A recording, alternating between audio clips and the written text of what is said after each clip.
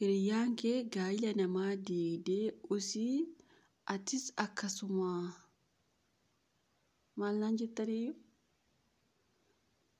barreeffama kana agartanii hiriyyaan kee gaa'ila namaa diigdee usii atillee akkasuma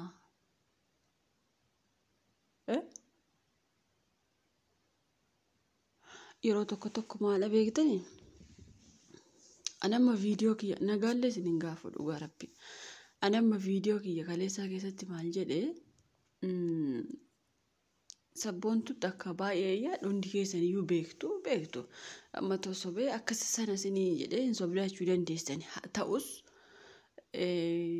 ani maal isin jedhe viidiyoo kiyya kaleessatti akka isheen dhiistuu fi akka isheen jara walitti araarsitu gidduu isaaniitti akka isheen baatu yoo wal fuudhanii mana tokkotti galanillee akka isheen dhiiftu taasisaa sagalee qabeefii jira isiniin jedheemi isin immoo inumaayyuu viidiyoo kaleessa halkanii dileetii gochaa bule dhugaa rabbi aniyyuu sheemina qabsiistan naaniyyuu dhugaa rabbi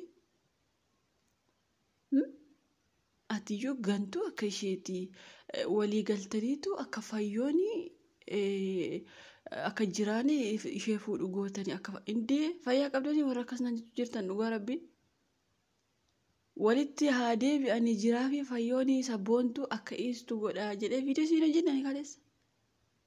Ani bari yeroo tokko yoo namni gaarummaa yaadu maaf gara hamaatti jijjiirtu qoy maaliif na ajaa'ibleen dhugaa rabbi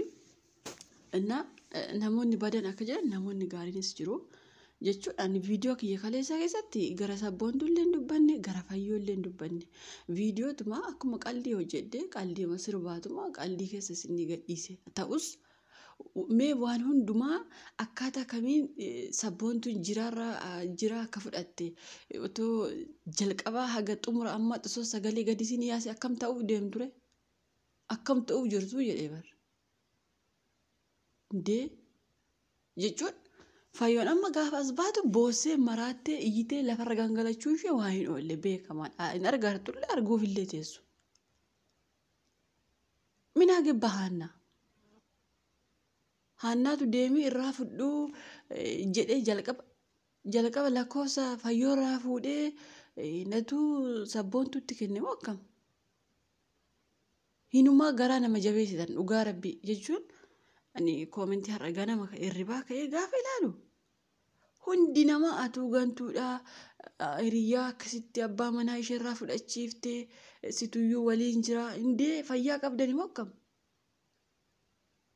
akkamitti ammaal ta'u keessa jira jechuun kan viidiyoo xiqqishuu kanaafi kunillee ka fayyoo guyyaa tokko akkasaa walitti deebi'an jedhee barreesse jalatti naa barreeffame amma too fakkeenyumaa fi icciitii sabboontuu duraanii akkaataa kamiin akka isheen jiraa fudhatte otoo gadi isinii yaase maraachuuf teessanii jechuudha isin jireenyuma keessan dhiiftaniiyyuu fayyoof jettanii maraachuuf teessanii jechuudha.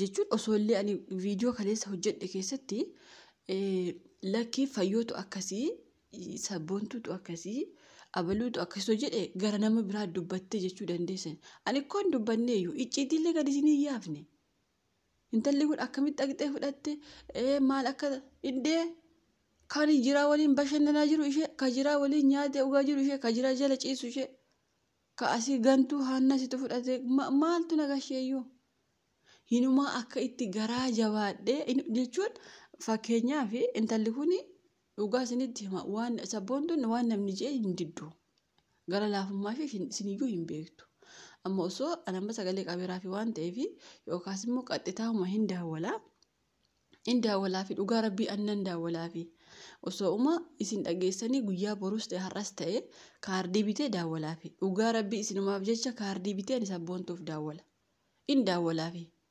garuu isin garaa nama jabeessitan akka namni numaa garaa jabaatee ayizoo fayyoo waan si gootu qabdu abbaa manaa ishee irraa fudhuu jireenya kee oofadhu akka namni jedhee ishee gorsu nama gootanii jechuudha maaltu akkasiin godha wayi dhugaa rabbii indee maaltu battaluma olisun duraa fixee atiyyuu gantuu akka isheeti abbaa manaa sijjammar abbaa manaa namarraa fudhachuu yeroo jalqabaaf dhufe moo maa'inni utuma ta'eyyuu sintu fidaa jira bar dhugaa rabbi yoo fayyoon akka dubartiitti akka nama tokkotti yoo fayyoof yaaddanii afaan keessan qabadha.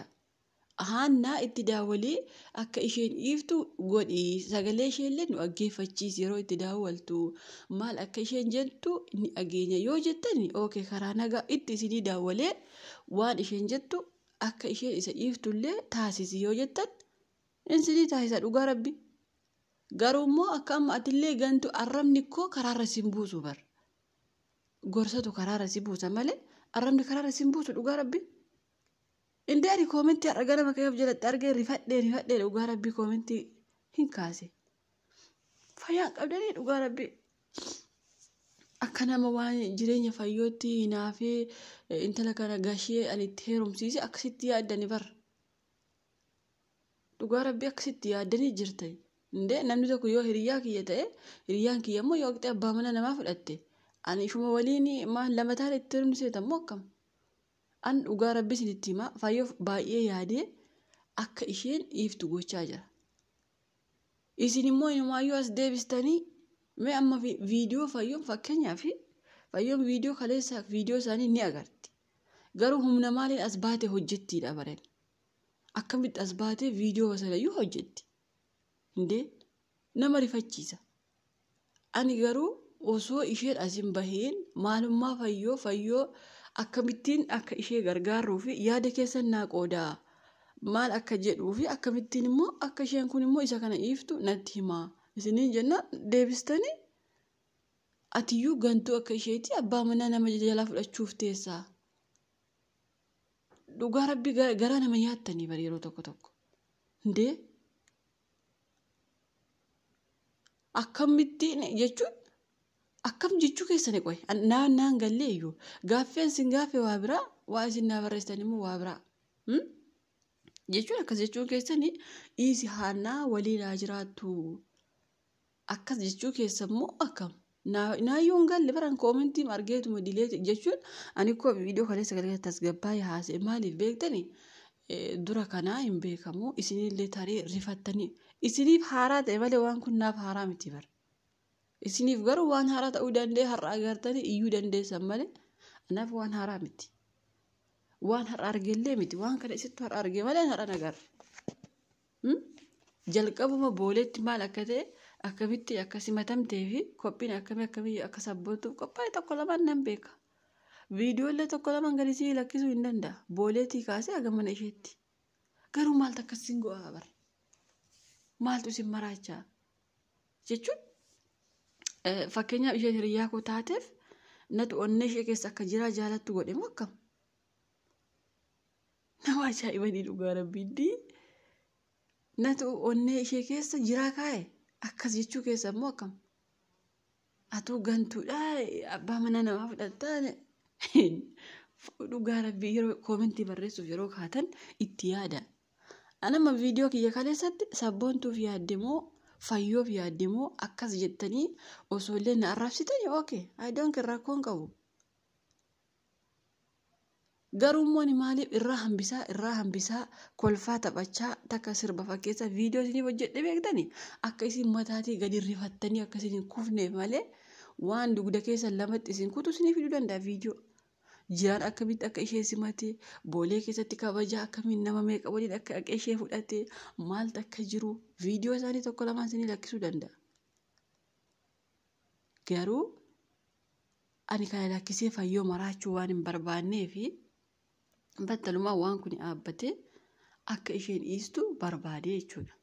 Tarii duramaa akka isheen dhiistu gochuu dhiiftee jechuu dandeessan. Innis icciitii biraa jira. Isin utuma addan baafatiin hiriyyaan kee gantuudha atis tokko gantee tokko irraa fudhachuuf teessa dibbiin godhee fudhanii saare. Nama aarsiina jedhaan yeroo tokko. Indamu gaafa abbaa manaa kee ani innaa leellaa maaf na aarsitu qoy ganamaan dhugaa rabbi.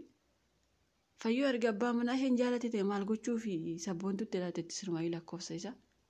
Ta'usa ishee galaatte isheen fudhatteerra. Isiniin immoo asitti maal ta'u na qeeksisee maal akkas maal sin godhe. Hinde. Sababiin egaa yoo hiriyyaan kiyya abbaa manaa namaa fudhatte ani waliin qeeqamuu qaba. Waliin arrafamuu qaba. Waliin hammatame waliin jiraa jala ciise waliin jiraa waliin bashannanee biiza nyaadhe. Hinuma akka garaan keessan gubatu viidiyoo ka gadi isinii lakkisu nan godhina.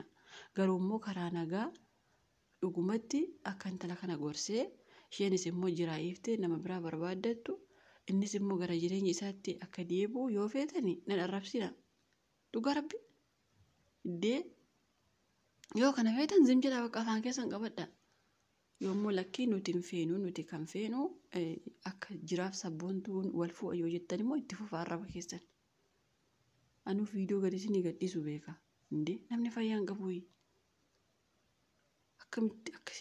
Akkamitti yaaddu qoy? Mataa immoo hedduu yaaddanii naa barreessitan koomentii kaleessa.